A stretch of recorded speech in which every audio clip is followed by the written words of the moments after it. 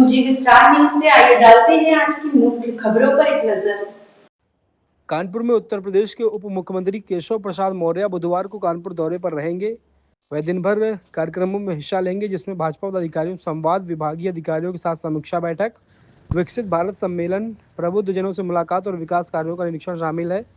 उप मुख्यमंत्री के दौरे की शुरुआत सुबह सर्किट हाउस से भाजपा पदाधिकारियों के साथ संवाद कार्यक्रम से हुई।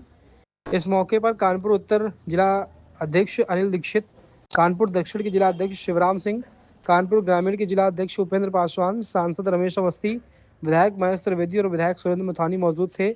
अभिवादन के बाद डिप्टी सीएम ने मीडिया से बातचीत करते हुए सरकार के 12 वर्षों के उपलब्धियों के साथ राम मंदिर दान पात्र से चोरी के मुद्दे पर अपनी बात रखी है। उन्होंने इसके बाद कहा कि विभागीय अधिकारियों के साथ समीक्षा बैठक कर कानपुर की नब्ज टटोली। डिप्टी सीएम केंद्र सरकार के 12 वर्ष पूरे होने के उपलक्ष्य में सरकारी उपलब्धियों पर आधारित प्रदर्शनी का उद्घाटन ब्रजेंद्र स्वरूप पार्क में करेंगे। दोपहर में साकेत नगर स्थित होटल में एक आयोजित विकसित भारत संकल्प प्रबुद्ध स्वर्ग सम्मेलन में मुख्य अतिथि के रूप में शामिल होंगे। वहीं निरीक्षण किया है। दरअसल प्रगति पथ पर यात्रा के तहत वे जयपुरिया ओवरब्रिज और सर्किट हाउस के निरीक्षण करेंगे।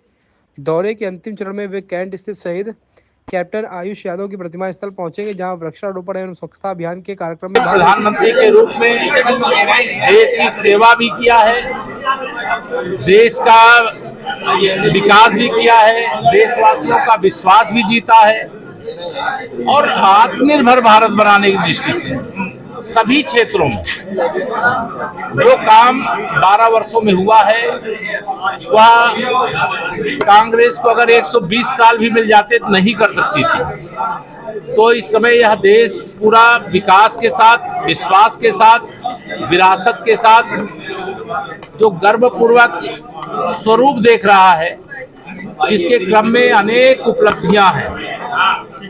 अगर हम देश को आर्थिक रूप से समृद्धशाली बना रहे हैं, अयोध्या में रामलला के जन्मस्थान पर भव्य मंदिर बनाने का काम हो गया है, जम्मू कश्मीर से 370 का अंत हो गया है और गरीब कल्याण के लिए दुनिया का कोई नेता इतना काम नहीं किया जितना माननीय प्रधानमंत्री श्री नरेंद्र मोदी जी के नेतृत्व की सरकार के द्वारा किया गया।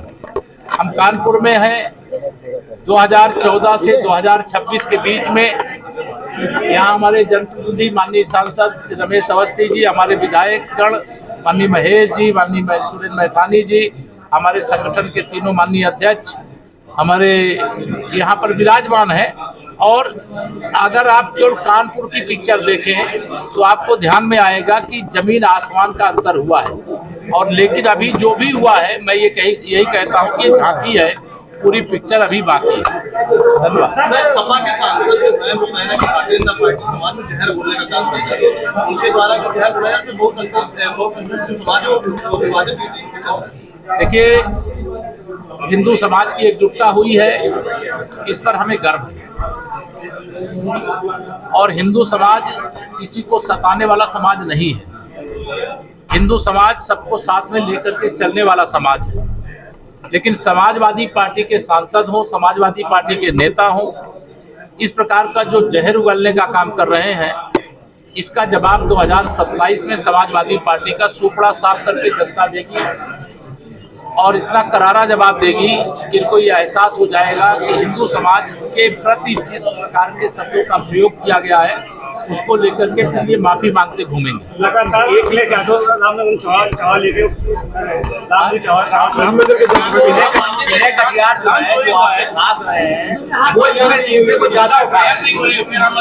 देखिए, अभी वो सब जांच पड़ताल चल रही है। देखिए, भगवान श्री रामलला के जन्मस्थान को लेकर के बहुत श्रद्धा और आस्था रखने वाले, आंदोलन काल से जुड़े रहने वाले सब लोग बहुत अच्छा काम कर रहे हैं। जिन लोगों ने भी गड़बड़ किया होगा, मैं यह मानता हूं कि उसकी जांच से सच्चाई सामने आएगी और श्री हनुमान जी महाराज की गदा उन पर चलेगी। पश्चिम बंगाल में और महाराष्ट्र में जो राजनीतिक चल रही है उसको लेकर क्या कुछ कहेंगे? क्या लगता है कि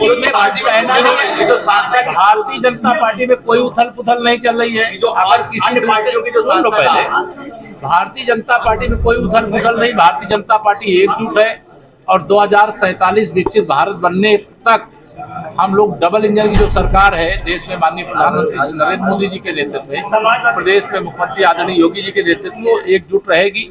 बाकी टीएमसी का तो यही हश्र होना था जो हुआ है, और समाजवादी पार्टी का यही हश्र होने वाला है 2027 में, और जो महाराष्ट्र में हो रहा है मुझे उसकी विशेष जानकारी। क्या लगता है कि अब कहीं ना कहीं देखिए, माननीय प्रधानमंत्री जी ने देश से जो भी कहा है वो हुआ है, इसलिए उसके लिए जो भी जरूरत होगी, मुझे लगता है कि भारतीय जनता पार्टी 33% महिलाओं को आरक्षण देने के लिए शपथ ले चुकी है और उसको दिला कर रहे हैं। सबको नेशनल इलेक्शन का मुद्दा रहेगा।